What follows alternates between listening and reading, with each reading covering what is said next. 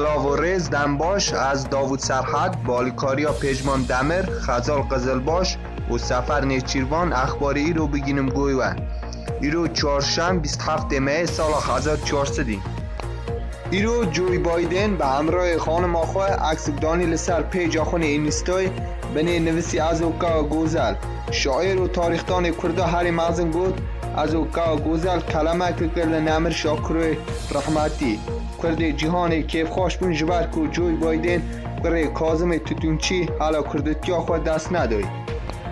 ایرو لورمیه دا تولد زارو که کی گرتن جبر کو زارو که حتی نا تولد نیتبو چند حوالی پیرا کادو و هدیه هانین زارو که لاشقانا سخته کرو رواندن بهتاش دا اورمیه.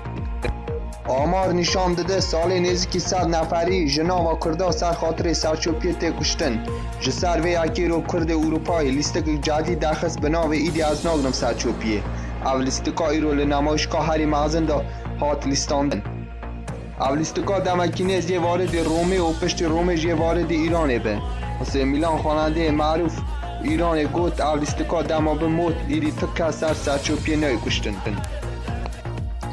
خبرک تازه گشت است ملکالا خوی ایرو عجم برده ها وسان لخصه علی چورچی خانقان علی چورچی سر خاطر سه خو لخص سمیر کشت یک جوان سمیرانا جوادی کی دانه کی بشتنه بود جوادی کی دانه کی بشتنه یک جاو مرو زرد گود خلقی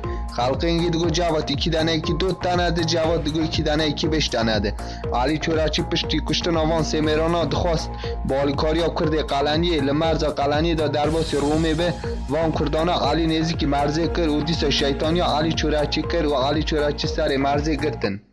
خبرک لحفتوان سلماستی ایرو بوکب خاصی لحفتوان ده هفخست و بوکب لیخست به دو قابلمه خاصی خو کشت بوکب پشتی کشتن خاصی خو گمنت خواسته خاصی بکشم لی دکتور قانون پزشکی گود دو قاشک 48 متری دا سر خاصی کتی و تن هدف بوکب افبی کو خاصی خو بکش دایکا وی بوکج سال 1305 دا لیخست و خاصی خو خانه قاندو.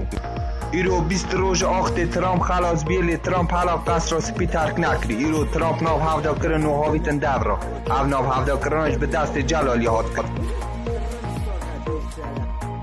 هم گیشتن داوی اخبارا و همه که دست بریم خدای معزن و دلوان